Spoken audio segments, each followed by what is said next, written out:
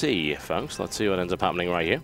TLO needs to refine his build. It's so unrefined at the moment. There's so many holes. There are problems with it. That little bit of bunker play. It's cute. It was cute. It was nice. Yeah. But did it actually do anything? Well, it did a lot because, I mean, the Reaper targeted all the sentries down. His micro at that point in the game was absolutely great. I mean, there was nothing wrong there, but the follow-up was, you know, so bad. Yeah. Would have been nice if it killed the Nexus, but let's be honest, White Raw was not going to let that happen. Simply not going to happen.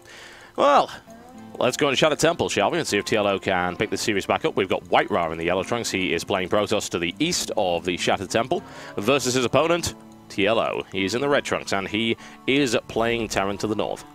And I'm trying to think. I mean, has my mind really left me, or is there no really Protoss players in Team Liquid aside from Hero and Tyler? That's it, right? I think so. I'm delusional. I'm just going for it. Because the kind of TLO's build, to me, it seems like it's just a ladder build that he's used in the ladder. It's not refined hard enough. That tells me that he hasn't had specific one-on-one training with teammates, because that's how you refine your build. Because you do the same thing like 50 games in a row, and you fill in the holes where it's weak, which seems like it hasn't been done. And I think that's a problem because there are no Protoss players in Team Liquid. Well, yeah, once they lost Huck, and therein lies the problem. And the thing is, Huck was in Korea anyway, so training with Huck is really hard. Tyler's in the US, Huck's in Korea, and Hero's in Korea as well. There's like nobody to train with TLO. And I suppose all his training is just ladder. I don't know. Which is not ideal, because ladder training is not consistent.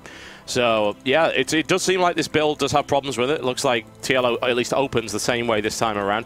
I would just like to see something a little bit more creative from TLO, because I think trying the same build over and over again, if he loses this one with this build, I would certainly expect him to do something different, because he's picked his preferred map for this now. Yeah, I think he's actually using these games as refinement to his build. He's just improving it every single game, or trying to every single game, because of that lack of practice, which is the only reason I can kind of feel why it's not working. He's doing the same again, as he's only got one in the refinery again.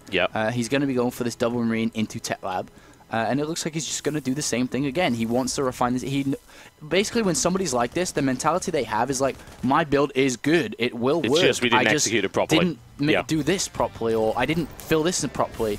So he's going to keep doing it until it just gets shut down so many times where he's like, all right, that build is bad. Which is practice. That's training. Which is, I don't know, the kind of conclusion I can make from this. I'm okay with him doing that. I'm certainly not at odds with him doing that at all. If this is what he thinks is a good idea, and he thinks that he can refine it, then we'll see. There's perhaps one of the best ways, I suppose, to check whether or not a build is good is to throw yourself into the fire and test it in the heat of battle, as it were. It's a little bit risky for in a tournament environment. Well, what better motivation is there to execute your build perfectly than that? Much better than ladder. Alright, so we do have that Marauder once again, probably Reaper. You can pretty much predict exactly what TLO's going to do. Yeah, almost exactly. He's going to have a child in 2 years' time called Sam, who's going to have blonde hair, like he's done it so many times. There is a possibility. Yeah. He is a ravenous one.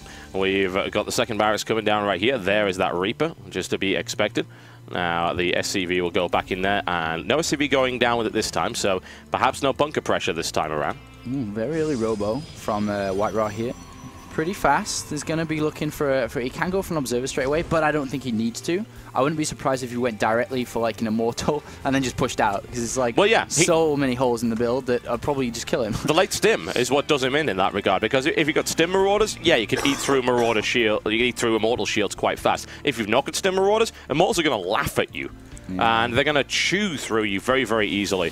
And he actually has got those 3 gateways and the fourth one as well. Yeah, bottom right. And I mean, I wouldn't be surprised as well if he went for a warp prism as well. I mean, basically, the White Raw is like, you know, my build's pretty good. My build is refined. You know, I have practiced it against all these Ukraine people that he plays against in the ladder.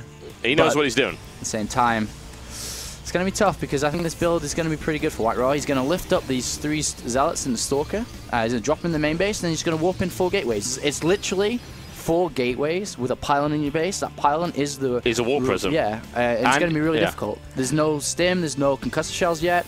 He's actually skipped concussive shells to go for stim faster. No bunkers. This is going to hurt. Yeah, it's very much a weird variant on the 4-gate, isn't it? But we're using a warp prism, and it bypasses the usual 4-gate defense that you would have. TLO is building a bunker, and this time around, it's actually not going to work because White Ra has gone right for the warp in and is bringing friends along for this one, and that is a big mess of a mineral line you've got right there. Yeah, this is hurting TLO a lot. He's going to send all his SCVs and his little army that he does have to go in to try to stop this, but the SCV kills, the SCV losses are just going to climb so high. Yeah. Zealots slice through SCVs incredibly rapidly. Taking out that Warp Prism should be a priority, but he's not able to do that. TLO is driven all the way back very, very nicely here by White Ra, who continues the warp-ins into this line and decimating the economy 26, of TLO. 27 SCVs killed at 7 minutes 30. There are 2 SCVs left. This was fast, it was brutal, and to the point. Yeah, that was clean murder. Somebody needs to call the police because this is out of this world. He is... Well, White Ra, I think, is poking holes in this build in ways that perhaps TLO couldn't have possibly imagined. Yeah. He's seeing a hole that he can win the game with. Not just harass, win it completely. And there it is. That's rough, 4-gate Warp Prism beats that build, it would seem.